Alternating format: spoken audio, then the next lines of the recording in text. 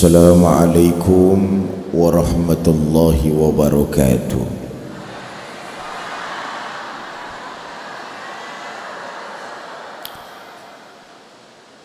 Alhamdulillahi rabbil alamin. Wassalatu wassalamu ala asrafil anbiya'i wal mursalin Sayyidina wa maulana Muhammadin wa ala alihi wa sahbihi ajma'in, amma ba'du. Yang mulia para alim ulama, para guru, para asatiz, yang saya hormati para tokoh masyarakat, bapak-bapak pejabat pemerintah baik sipil, TNI maupun Polri, hadir di tengah kita Bapak Sekda Kabupaten Aceh Tenggara, yang saya hormati DKM Masjid Masjid Agung At-Taqwa, ibu-ibu dan bapak-bapak, saudara-saudara kaum muslimin yang berbahagia. Alhamdulillah, berkat izin dari Allah,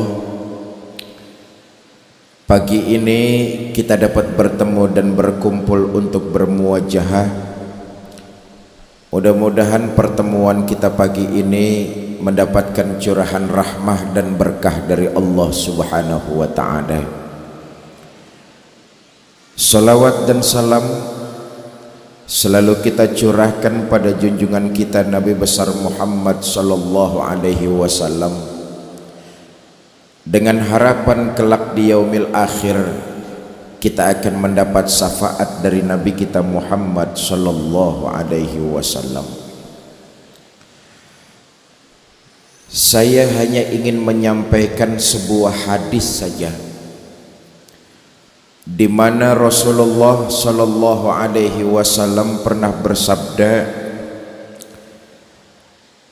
"Man sanna sunnatan hasanatan falahu ajruha wa ajru man amila biha." Barang siapa yang menyeru, mengajak untuk berbuat kebaikan, maka yang ngajak dan yang diajak sama-sama mendapat ganjaran pahala. Kalau yang diajak itu adalah yang mengerjakan, dapat pahala, itu wajar.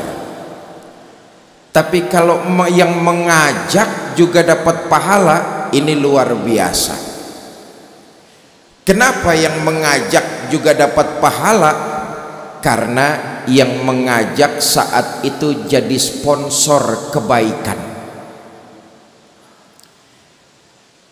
Ibu bapak pagi tadi berangkat ke Masjid Agung At-Taqwa, nyampar teman, mengajak teman saudara dapat pahala, saudara yang mengajak datang ke sini pun dapat pahala. Kenapa? Sponsor kebaikan.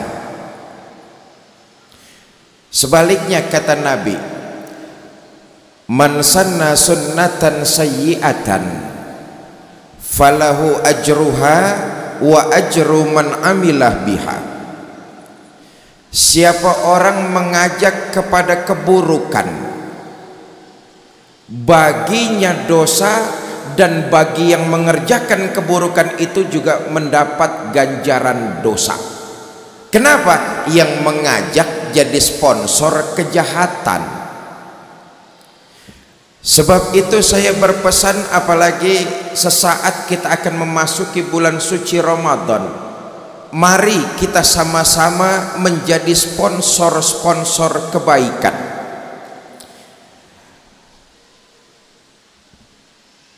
Jangan sampai kita menjadi sponsor kejahatan. Karena dosanya kita akan menanggung terus selama-lamanya. Seperti dikisahkan Qabil dengan Habil.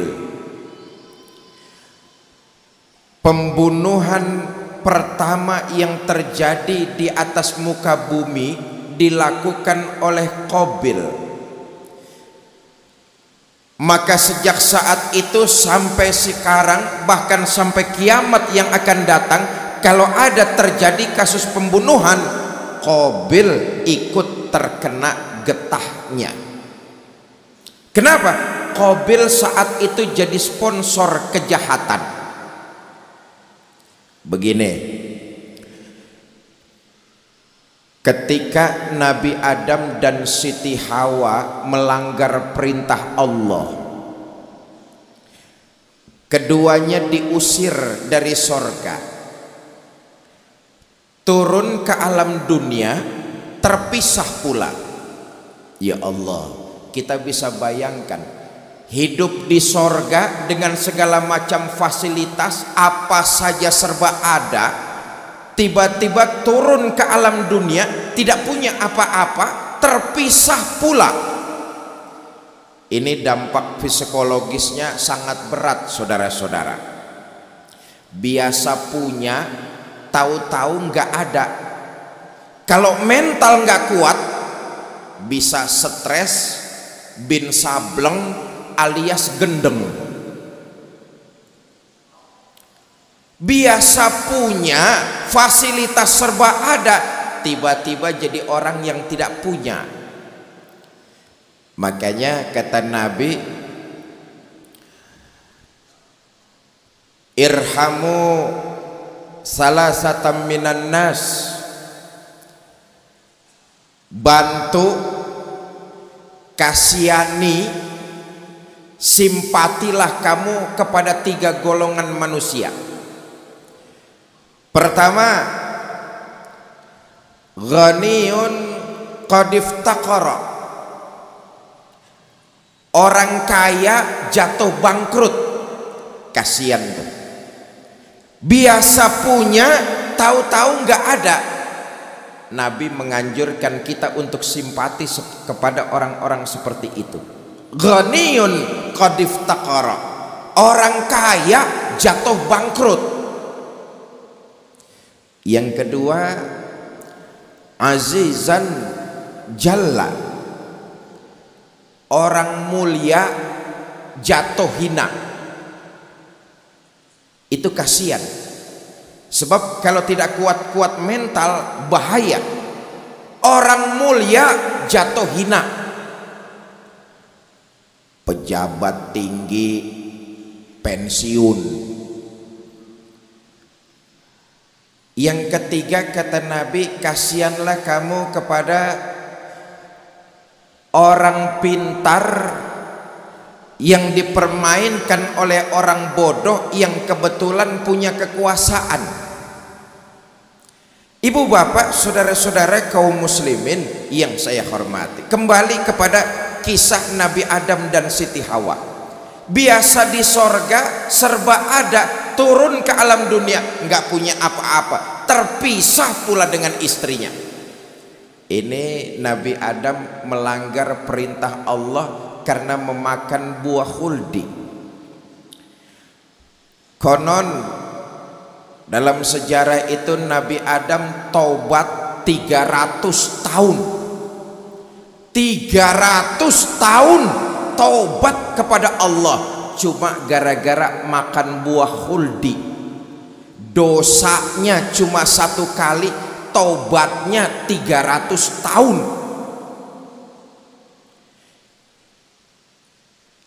Dosanya cuma 1 kali, taubatnya 300 tahun. Kita dosanya 300 keranjang, santai-santai saja kita sih.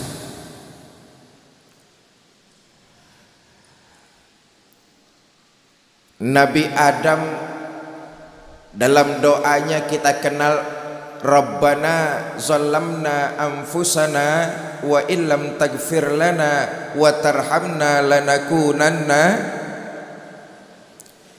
Di penghujung Nabi Adam berkata, "Ya Allah, dengan kehormatan dan kemuliaan kekasihmu Muhammad, terimalah permohonan taubat hamba." Allah tanya,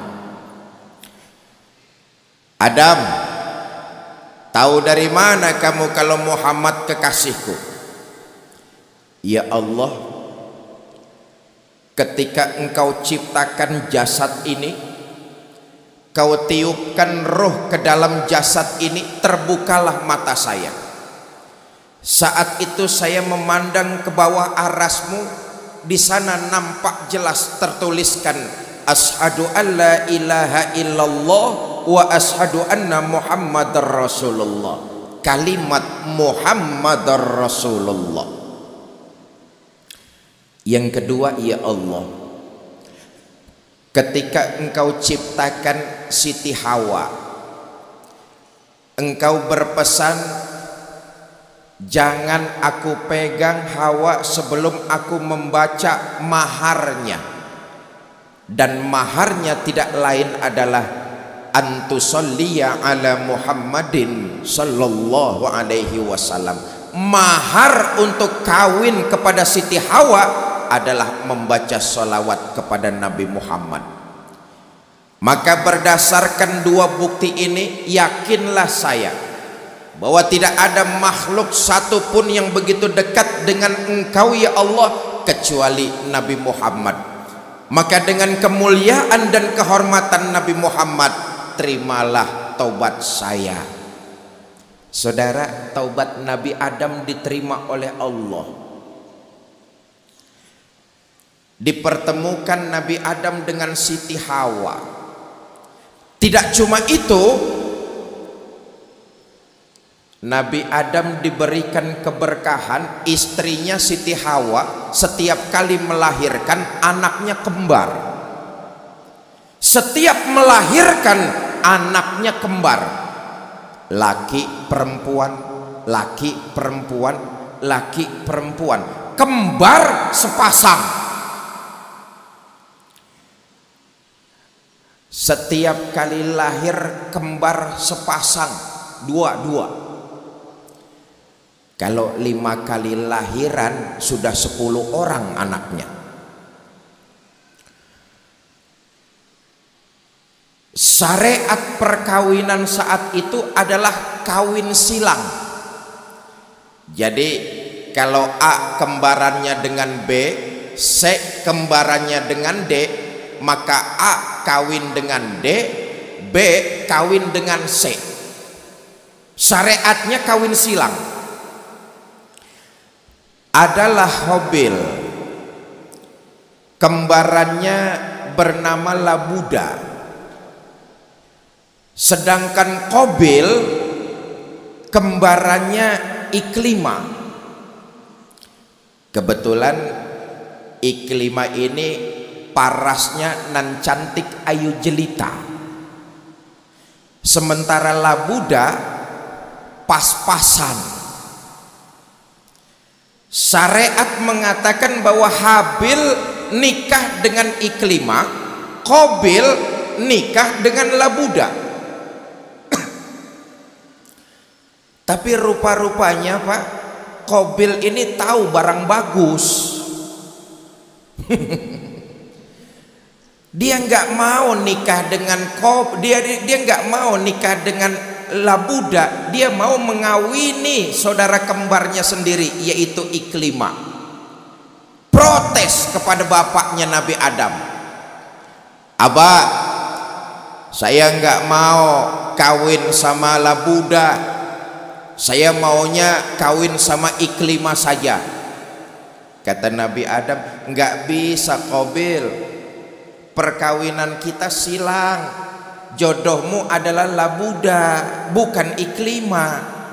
Nggak mau Abah, pokoknya saya harus sama Iklima." Loh, memangnya Labuda kenapa? Kurang montok. Ibu bapak, saudara-saudara kaum muslimin yang saya hormati, maka untuk memperturuti hawa nafsunya bisa menikahkan saudara kembarnya, Qabil mengatur rencana dan membunuh saudaranya sendiri, yaitu Habil. Maka sejak saat itu sampai sekarang, bahkan sampai kiamat yang akan datang, kalau terjadi pembunuhan di atas muka bumi, Qabil ikut kena getahnya. Kenapa? Sponsor kejahatan. Sebab itu saya mengimbau, mari kita sama-sama jadi sponsor kebaikan. Misalnya saudara mau mengadakan syukuran, entah itu khitanan, entah itu kawinan, lebih baik panggil tetangga-tetangga rumah untuk bikin pengajian, baca tahlil, tahmid, yasin, zikir.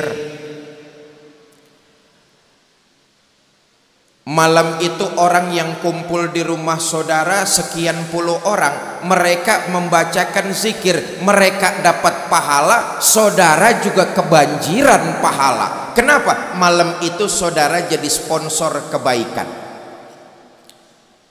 Kalau dirasa pengajiannya masih kurang, panggil mubalik kampung. Mubalik kampung, tidak usah mubalik internasional, mubalik kampung saja. Misalnya undang Haji Fikri, misalnya mubalik kampung saja. Malam itu sekian puluh orang yang ngaji di rumah saudara, mereka dapat pahala, saudara juga kebanjiran pahala. Sebab malam itu saudara jadi sponsor kebaikan. Tapi kalau saudara melakukan syukuran, entah pernikahan atau khitanan, manggil orkes dangdut, ya orkesnya sih tidak apa-apa, tapi yang dikhawatirkan terjadi kemaksiatan di dalamnya. Obral aurat, praktek perjudian, minuman keras. Kalau itu yang terjadi, yang melakukan dosa, saudara juga kebanjiran dosanya. Kenapa? Malam itu mereka berkumpul atas inisiatif saudara. Itu sama juga saudara jadi sponsor kejahatan. Ibu bapak, saudara-saudara kaum muslimin yang saya hormati, saya bersyukur tablik akbar, pengajian-pengajian semacam ini masih terus dilakukan umat Islam di Indonesia, dengan harapan mampu meningkatkan kualitas iman seseorang, kemudian menanamkan, mewariskan kepada anak-anaknya generasi Islam di masa yang akan datang. Pengajian-pengajian seperti ini diharapkan mampu menumbuhkan semangat kualitas iman seseorang. Saudara, dalam beriman, kita ini umat Islam masih banyak yang beriman dalam ucapan tapi sekuler dalam perbuatan. Ini autokritik buat kita semua nih. Umat Islam masih banyak yang beriman dalam ucapan tapi sekuler dalam perbuatan. Mulut sih mantep bener ngomong, saya beriman kepada Tuhan yang Maha Esa. Dengar di kantor mau ada mutasi jabatan, kasak kusuk nyari embah. Sholatnya mah menghadap Allah, tapi dagangan mau laris ngadep dukun. Itu kan namanya iyyaka na'budu wa dukun nasta'in. Itu beriman dalam ucapan, sekuler dalam perbuatan. Padahal ini satu paket. Kalau menyembah hanya kepada Allah, maka minta tolonglah juga ke sana, jangan dicampur-campur. Orang yang beriman seyakin-yakinnya kepada Allah, di akhirat nanti akan mendapat ganjaran dengan balasan berupa surga. Bersumber dari Al-Quran dan hadis, ada beberapa macam penghuni sorga. Ada orang mukmin yang masuk sorga, ada orang mukmin yang dimasukkan ke dalam sorga, dan ada orang mukmin yang jadi penduduk sorga. Loh, kok beda-beda Pak? Iya, karena waktu hidup di Aceh Tenggara amalannya juga beda-beda. Tidak sama antara masuk dengan dimasukkan. Bapak, Ibu, saudara-saudara, kalau masuk itu biasanya ada proses. Nanti selesai pengajian kita pulang ke rumah masing-masing, buka pintu pagar, buka pintu depan, buka pintu kamar. Itu namanya masuk rumah. Ada proses. Tapi kalau dimasukkan, tahu-tahu ada di dalam. Beda antara masuk dengan dimasukkan. Pertama, orang mukmin yang masuk surga. Kata Nabi begini, ma min abdin qala la ilaha illallah thumma mata ala zalik illa dakhalal jannah. Siapa orang yang mengucap dua kalimat syahadat, meyakini kebenarannya dan tidak menyekutukan Allah sampai mati, mukmin seperti ini masuk surga. Sahabat ada yang protes, ya Rasul, walaupun orang itu berjudi, iya, walaupun berzina, walaupun mabok-mabokan, iya, walaupun berjudi, berzina, mabok-mabokan, dia mengucap dua kalimat syahadat, meyakini kebenarannya dan tidak menyekutukan Allah sampai mati, mukmin seperti ini masuk surga. Itu perkara masuk. Kalau pertanyaannya diteruskan, masuknya kapan Pak? Nah, ini baru jadi persoalan nih. Sebab tadi saya katakan masuk dengan dimasukkan sangat berbeda. Kalau masuk ada proses. Di akhirat itu nanti tempat cuma ada dua. Dalam faham kita tidak ada muzabzab bainahuma, di tengah-tengah, nggak ada. Di akhirat keyakinan kita tempat cuma ada dua. Ada sorga, ada neraka. Mau ke sorga tapi mampir dulu, ya tempatnya jelas neraka. Satu riwayat menjelaskan nanti itu setelah Allah memasukkan penghuni neraka ke dalam neraka, Allah memanggil malaikat Malik. Malik,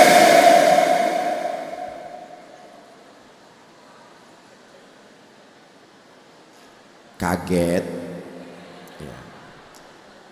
ya, kalau pidatonya lemas saja nanti pada ngantuk jamaahnya. Malik, labbaik ya Allah, itu penghuni neraka sudah masuk semua? Sudah ya Allah. Bagus, kalau begitu sekarang kamu masuk neraka. Saya ya Allah. Iya. Buat apa ya Allah? Kata Allah, akhriju minan nar man kana fi qalbihi mithqala habbatin min hardalin minal iman. Keluarkan orang-orang yang ada di neraka yang di hatinya masih punya iman walaupun seberat biji sawi. Keluarkan mereka dari neraka. Ya Allah, malaikat Malik turun ke neraka. Korek, Nyari orang di neraka susah Pak, sudah hangus semua. Ada imannya sedikit dikeluarkan, ada imannya lagi dikeluarkan, ada imannya lagi dikeluarkan lagi. Dikumpulkan mereka di sebuah sungai yang bernama Nahrul Hayat, dimandikan. Subhanallah, selesai dimandikan, bagus lagi badannya, cakep lagi rupanya. Lalu kemudian apel di hadapan Allah. Kata Allah, bagaimana Mas? Udah dengerin aja lah. Kapok nggak sampean? Kapok ya Allah. Kalau kapok, izhab fadkhulil jannah. Pergi sana, masuk sorga. Berangkat orang-orang ini ke sorga. Di sorga ketemu sama teman-temannya yang dari Aceh Tenggara nih, sudah sampai duluan. Amin. Kata teman-temannya yang dari Aceh Tenggara, Mas, iya, baru sampai. Tadi jam 7 pagi baru sampai, perjalanan dari Medan 6 jam. Memang kemana dulu, kita sudah lama sampai sini. Saudara bisa baca dalam Al-Quran surah Al-Mudaththir, ma salakakum fis saqar, kenapa kamu mampir di neraka Saqar? Qalu lam nakum minal musallin, kami mampir di neraka Saqar Mas karena waktu hidup di dunia kami nggak pernah sholat. Nggak pernah sholat? Nggak pernah sholat. Loh, kan waktu hidup di Aceh Tenggara rumahnya dekat Masjid Jambi, Masjid Agung At-Taqwa, cuma dekat doang. Sholat mah nggak pernah. Untung saya punya iman sedikit Mas. Dulu waktu hidup di dunia pernah ngucap 2 kalimat syahadat, sekali-kalinya waktu mau kawin. La haula wala quwwata.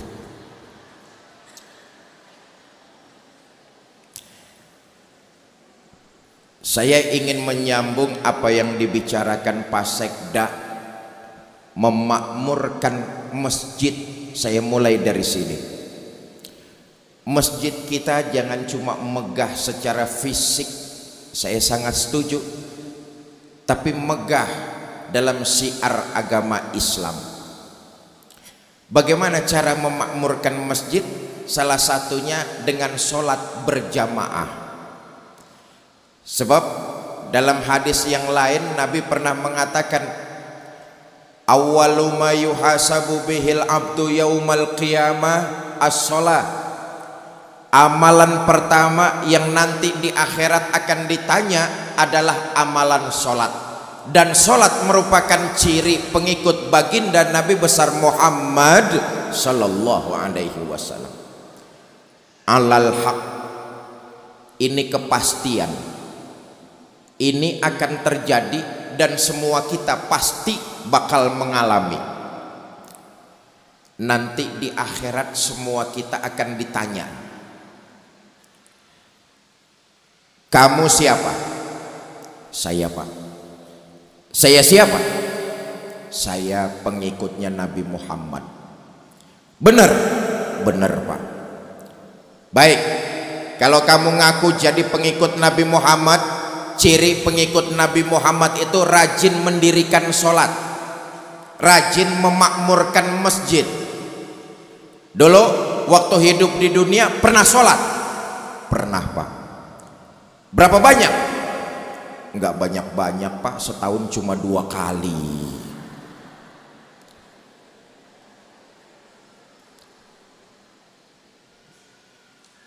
Saudara, mari kita renungkan dalam rangka mensyukuri tahadus bi nikmah, mensyukuri nikmat Allah.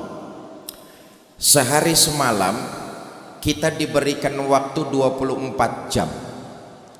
Dalam waktu 24 jam Allah cuma minta kepada kita untuk 5 kali lapor, yaitu lewat sholat 5 waktu. Saudara, sholat itu yang bagus, taruhlah waktunya sekali sholat 10 menit. 10 menit itu sholat sudah bagus benar. Yang sedang-sedang taruhlah waktunya 5 menit. Yang kilat khusus 2 menit. 2 menit. Ini sholatnya cepat nih, perangkonya gambar kilat soalnya.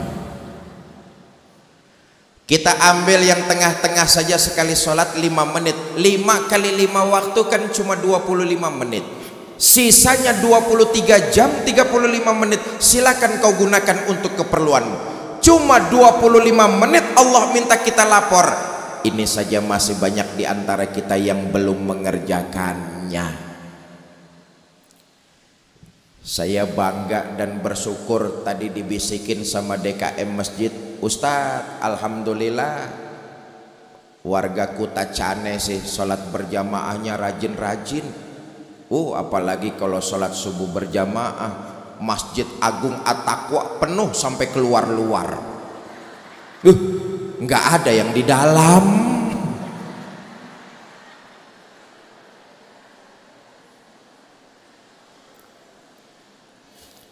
Ayo kita makmurkan masjid. Begini, ini juga bagian dari autokritik buat kita umat Islam. Kita nih umat Islam dalam memakmurkan masjid sering kalah dengan orang Kristen memakmurkan gereja. Umumnya di Indonesia kita umat Islam memakmurkan masjid sering kalah. Apa buktinya? Kenyamanan di masjid kurang. Padahal kita tahu kenyamanan salah satu faktor untuk meningkatkan kekhusyuan beribadah. Kita sering kalah. Kenapa? Kita juga umat Islam sembrono, tidak mau menjaga kenyamanan di masjid. Buktinya apa saja yang tergeletak di masjid hilang. Betul.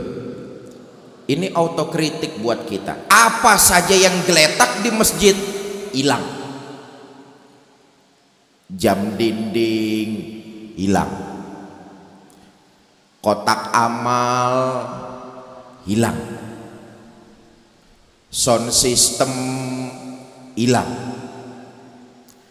Coba lihat di gereja piano nggak pernah hilang gitu. Kita di masjid nggak usah piano, sendal butut saja masih disikat orang kita itu. Kita juga umat Islam sering sembrono, tidak mau menjaga kenyamanan masjid. Konon katanya ya di masjid itu cuma 2 yang nggak bakalan hilang. Pertama beduk. Beduk nih nggak bakalan hilang. Biar malam takbiran dibawa ngiter sama anak-anak, mau subuh beduk sudah balik lagi ke tempatnya itu. Yang kedua yang gak bakalan hilang katanya keranda jenazah. Jangan coba-coba itu.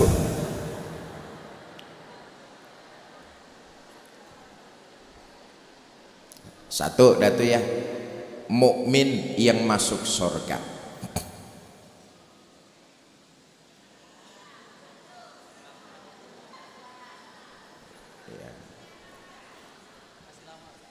Iya, saya cuma ngelihat jam doang lah.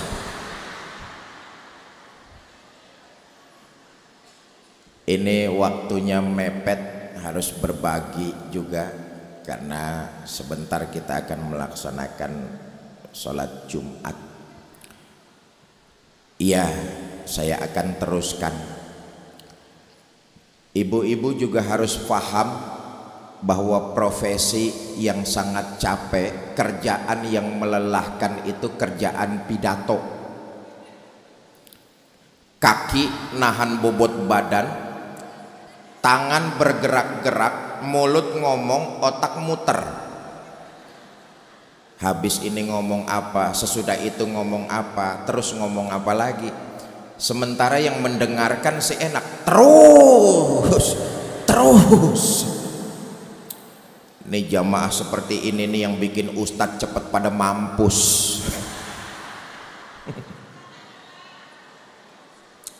Baik, saya teruskan. Pertama, mukmin yang masuk surga. Yang kedua, ada mukmin yang dimasukkan ke dalam surga. Nah, ini tiketnya beda nih. Kata Quran begini, innal ladzina amanu wa amilus solihat la ukaffiranna anhum sayyiatihim wa la udkhilannahum jannah. Mereka orang-orang yang beriman kemudian mengerjakan berbagai macam amal ibadah, kami hapuskan segala macam kesalahannya dan kami masukkan mereka ke dalam surga. Beriman, mengerjakan berbagai macam ibadah, kami hapuskan segala macam kesalahannya. Bapak Ibu yang saya hormati, dalam hidup ini siapa sih orangnya yang tidak pernah berbuat salah? Semua kita pasti pernah berbuat salah, betul? Manusia yang baik bukan mereka yang tidak pernah berbuat salah, karena tidak ada manusia yang tidak pernah berbuat salah. Tetapi manusia yang baik adalah yang apabila berbuat kesalahan menyadarinya, kemudian tidak mengulanginya di masa-masa yang akan datang. Ikuti tiap kali perbuatan salah dengan istighfar dan memperbanyak amal ibadah. Jangan putus asa dari rahmat dan ampunan Allah. Nanti kalau kita semua yang hadir di sini masuk surga, amin. Di sorga nanti ibu bapak, saudara-saudara nggak usah heran kalau melihat para ulama, para guru-guru, para asatiz, pemimpin-pemimpin yang adil, orang-orang kaya yang dermawan. Ibu bapak nggak usah heran lihat mereka ada di sorga. Kenapa? Sorga memang tempatnya orang-orang soleh. Tapi saudara akan terkejut melihat pelacur masuk surga. Pelacur masuk surga. Saudara hampiri, saudara tanya, Mbak Yu,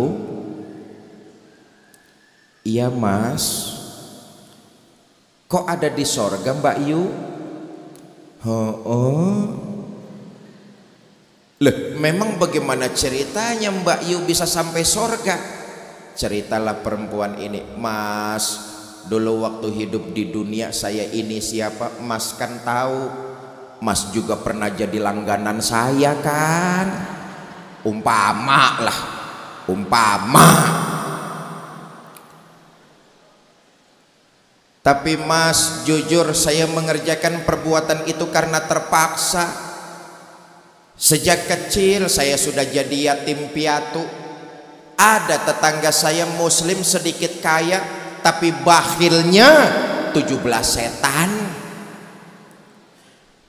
Demi mengganjal perut, demi sesuap nasi, terpaksa saya merantau mencari kerja. Merantau kemana? Aceh Tenggara. Ngapain di Aceh Tenggara? Ada teman mas nawarin kerjaan, kerjaannya si enteng, uangnya lumayan. Loh, memang kerja apaan? Dagang apem.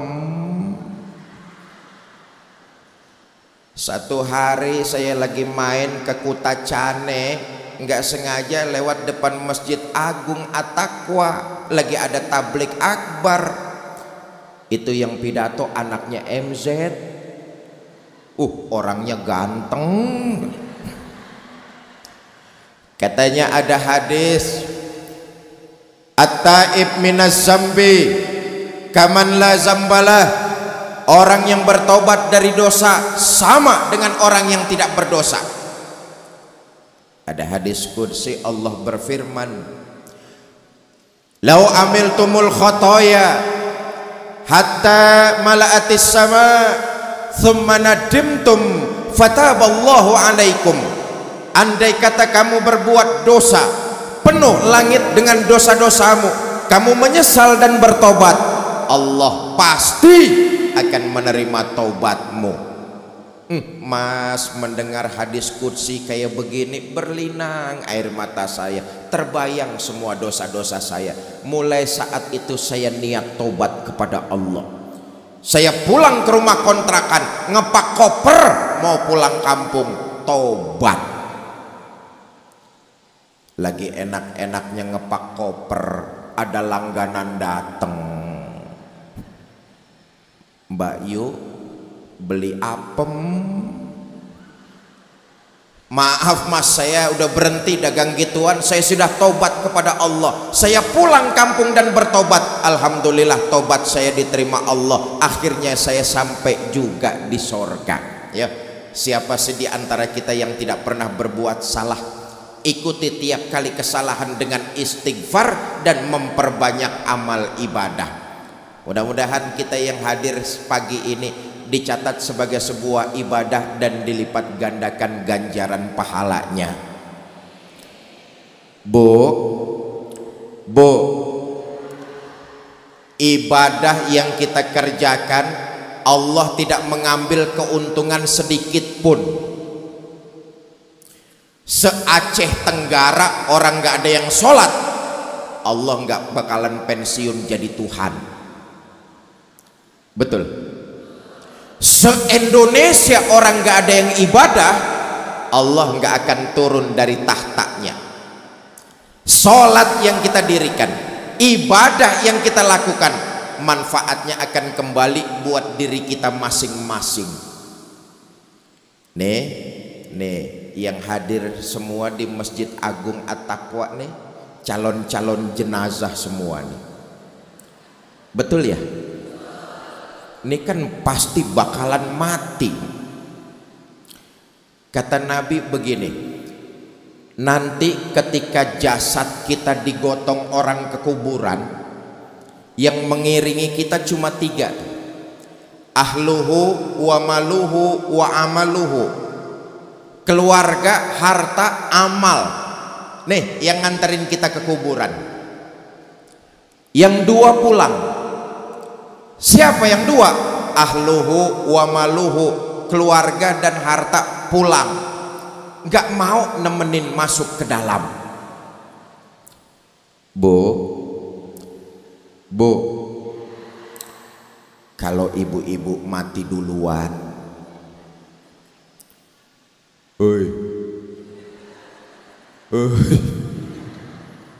mati duluan, jangan mengharap suami mau nemani masuk ke dalam. Apa suami nggak sedih ditinggal mati istrinya? Sedih. Apa suami nggak nangis? Nangis. Mata yang kanan, mata yang kiri melotot nyari mana gantinya ini. Yang nemani kita nggak lain adalah amal ibadah kita ketika hidup di alam dunia. 2 dah tuh. Yang ketiga, ada orang mukmin yang jadi penduduk sorga. Nah ini VVIP, super VIP nih. Kata Quran begini, innal ladzina amanu tsumma istaqamu fala khaufun alaihim walahum yahzanun ulaika ashabul jannah hum fiha khalidun. Mereka orang-orang yang beriman lalu istiqomah dalam keimanannya, tidak merasa ragu, khawatir, bimbang, apalagi takut, mereka itulah yang nanti akan jadi penduduk sorga. Beriman, istiqomah dalam keimanannya. Saya ingin menyampaikan satu riwayat, saya ingin tutup dengan satu riwayat. Mudah-mudahan riwayat ini jadi iktibar, jadi pelajaran buat kita semua, betapa orang bahagia mempertahankan iman dan orang celaka karena mempermainkan nilai-nilai keyakinan. Di zaman Umar bin Abdul Aziz jadi khalifah, dalam salah satu pertempuran tentara muslim kalah perang.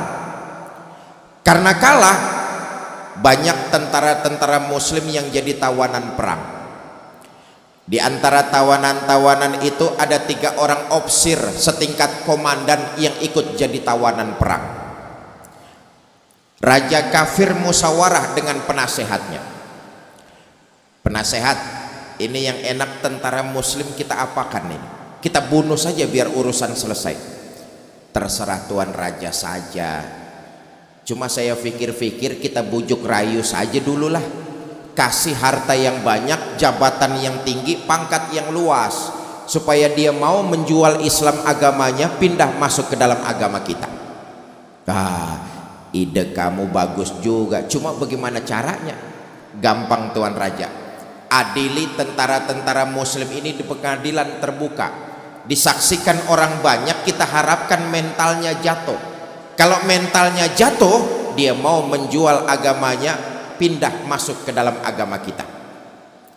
Baik, besok kita bikin pengadilan terbuka. Saudara, besok hari digelar pengadilan terbuka. Yang mimpin sidang nggak tanggung-tanggung, langsung raja kafir.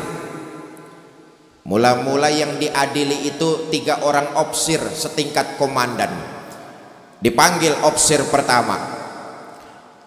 Opsir pertama, saya Tuan Raja. Kamu tahu sekarang kamu siapa? Tahu Tuan Raja, sekarang saya tawanan perang. Sudah, soal tawanan kan bisa diatur. Diatur bagaimana Tuan Raja?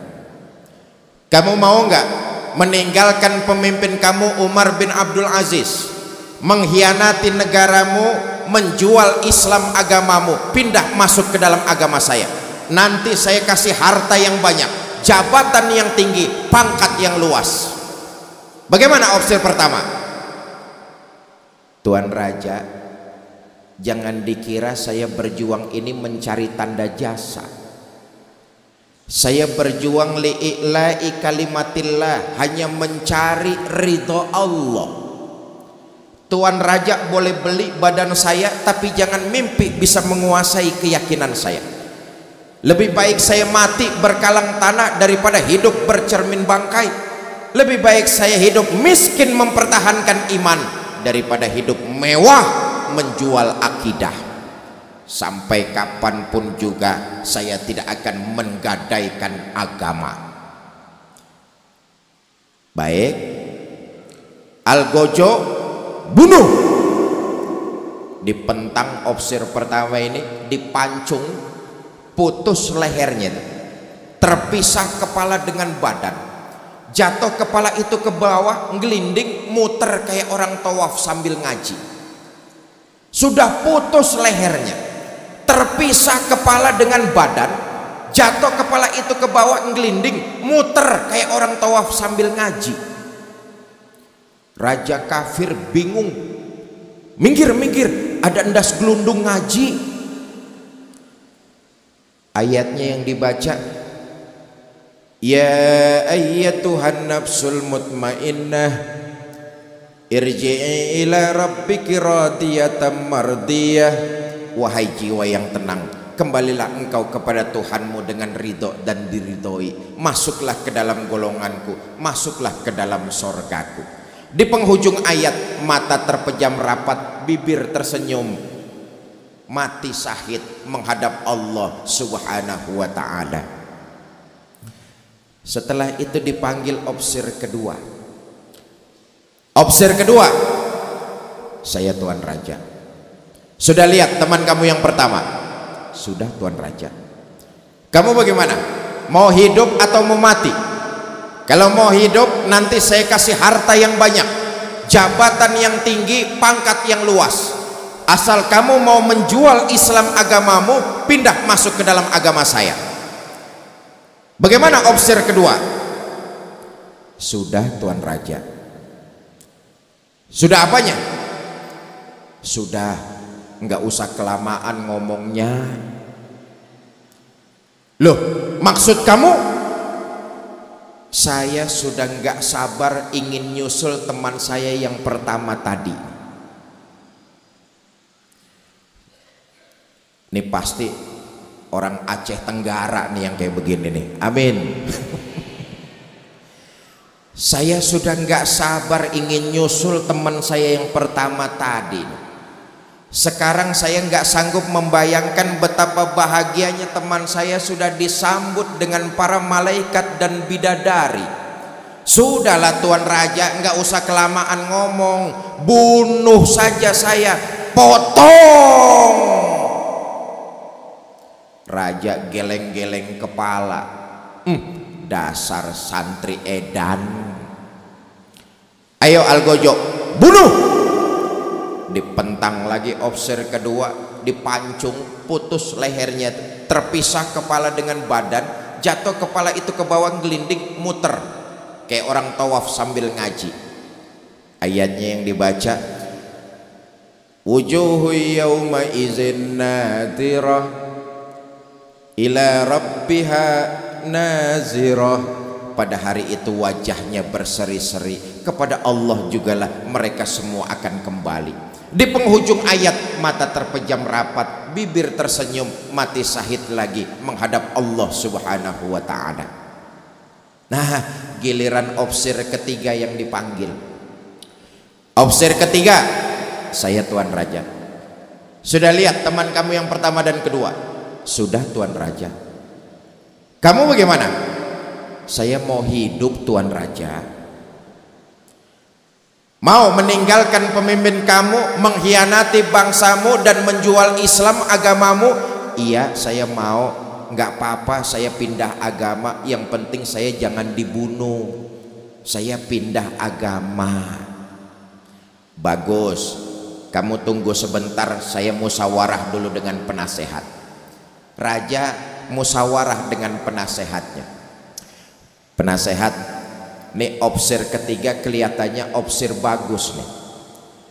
Dia mau meninggalkan pemimpinnya, mengkhianati negaranya dan menjual keyakinannya, pindah masuk ke dalam agama kita. Nih yang enak officer ketiga kita angkat jadi pejabat apa nih? Tuan Raja, soal jabatan sih itu urusan Tuan Raja lah. Cuma saya pikir-pikir kok aneh ya. Aneh bagaimana? Aneh Tuan Raja.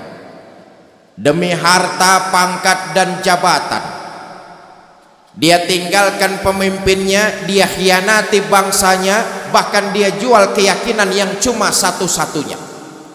Menurut saya Tuan Raja, ini officer bejat.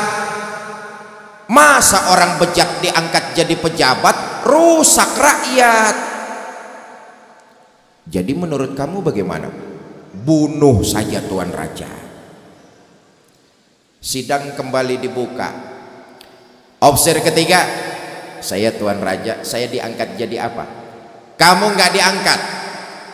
Loh kok begitu? Iya, pemimpinmu kamu tinggalkan, negaramu kamu khianati, bahkan keyakinan yang cuma satu-satunya kamu jual. Kamu officer bejat, kamu harus dibunuh. Jadi saya dibunuh. Bunuh. Iyalah, kalau saya harus dibunuh juga, saya mau masuk Islam lagi. Terserah mau masuk Islam lagi apa tidak, pokoknya bunuh. Iya, saya mau masuk Islam lagi. Saudara, officer ketiga ini mengucap kalimat tasahud tapi macet di tengah-tengah. Ini bukti orang yang mempermainkan nilai-nilai keyakinan. Asyhadu ayo cepat. Iya. Asyhadu sampai pedang Algojo itu keburu nempel di lehernya nih. Tertebas leher itu, putus, terpisah kepala dengan badan. Jatuh kepala itu ke bawah, ngelinding, muter lagi kayak orang tawaf sambil ngaji. Ya tentu masih bisa mengaji karena dulunya pernah jadi orang Islam. Cuma ayatnya yang dibaca beda dengan dua temannya yang terdahulu tuh. Ayatnya yang dibaca, afaman haqqat alaihi kalimatul azab afa anta tunqizu man finnar. Apakah orang-orang yang memang sudah mendapat vonis azab dari Allah, bisakah kalian selamatkan? Bertahun-tahun berjuang li'i'la'i kalimatillah di bawah panji-panji Rasulullah, di akhir hayat tergoda oleh harta, pangkat dan jabatan, menjual keyakinan, datang ajal menjemput, mati dalam kondisi su'ul khatimah. Na'udzubillah min. Sebab itu banyaklah kita munajat kepada Allah dengan kalimat ya Allah biha, ya Allah biha, ya Allah bihusnil khatimah. Karena memang di penghujung itulah nilai kita di sisi Allah subhanahu wa ta'ala. Bapak ibu saudara-saudara, saya ingin menutup dengan tablik dan pengajian semacam ini diharapkan mampu meningkatkan kualitas iman kita.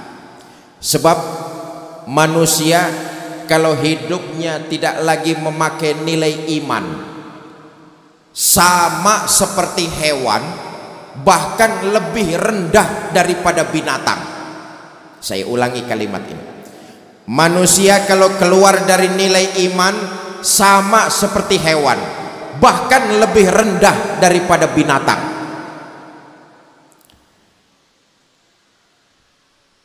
Yang namanya bajing itu dari dulu makanannya cuma kelapa. Belum pernah saya dengar ada bajing makanannya tahu. Dari dulu makanannya kelapa. Tapi bajingan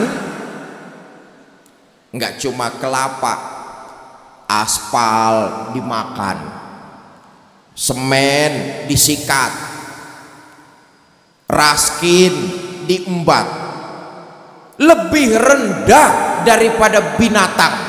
Manusia kalau sudah tidak memakai nilai iman lebih rendah. Serendah-rendahnya ayam jago, dari dahulu yang diperkosa selalu ayam biang. Belum pernah saya dengar ada ayam jago memperkosa ayam itik. Dari dulu yang diperkosa pasti ayam biang. Tapi manusia kalau sudah nggak pakai iman lebih rendah dari ayam. Kasus Bengkulu, Yuyun dilecehkan, diperkosa, bahkan dibunuh oleh 14 orang. Manusia kalau jauh dari nilai-nilai iman akan seperti itu, lebih rendah dari binatang. Ulaika kal an'am balhum adol. Ayo, sebentar lagi 3 hari yang akan datang kita memasuki bulan suci Ramadan. Tempat kita menempa, meningkatkan mutu kualitas iman kita kepada Allah subhanahu wa ta'ala. Karena nilai iman inilah yang bisa membawa kita selamat di dunia, lebih-lebih selamat di akhirat nanti. Ibu bapak, ini saja yang dapat saya sampaikan. Mudah-mudahan ada manfaatnya. Mari sama-sama kita baca suratul Fatihah. Pertama, kita khususkan Fatihah ini buat para pemimpin-pemimpin kita, agar dikuatkan zahir dan batinnya, supaya bisa membawa kita rakyat menuju kepada taraf kesejahteraan. Fatihah kedua kita khususkan buat seluruhnya kita semua. Mudah-mudahan kita dipanjangkan umur dalam taat kepada Allah, diberikan kita rumah tangga yang sakinah, mawaddah dan rahmah, dikaruniakan kita keturunan yang soleh dan solehah, dan yang paling penting diwafatkan kita dalam kondisi husnul khatimah. Ala haziniyah wa ala kulli niyatin solihah wa ila hadratin Nabi Mustafa Rasulillah sallallahu alaihi wasallam. Sayulillahi lahumul Fatihah. A'udzubillahi minasyaitonir rajim. Bismillahirrahmanirrahim. Alhamdulillahi rabbil alamin. Ar-Rahmanir Rahim. Maliki yaumiddin. Iyyaka na'budu wa iyyaka nasta'in. Ihdinas siratal mustaqim. Siratal ladzina an'amta 'alaihim ghairil maghdubi 'alaihim. Rabbighfir lana wa liwalidina. Amin.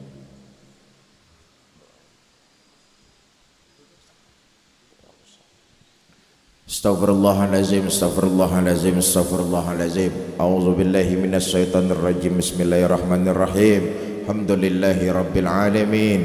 Allahumma shalli wa sallim wa barik ala sayidina Muhammad wa ala ali sayidina Muhammad. Allahumma aslih man fi salahihi salahul muslimin wahlik man fi halakihi salahul muslimin. Allahumma ja'alna minas su'ada'il mardudin maqbulin wa la taj'alna minal asqiya'il mardudin. Rabbighfir lana wa liwalidina wa li jami'il muslimina wal muslimat wal mu'minina wal mu'minat al ahya'i minhum wal amwat. Rabbana hab lana min azwajina wa zurriyyatina qurrata a'yun waj'alna lil muttaqina imama. Rabbana atina fid dunya hasanah wa fil akhirati hasanah wa qina azabannar. Subhana rabbika rabbil izzati amma yasifun. Salamun alal mursalin walhamdulillahi rabbil alamin.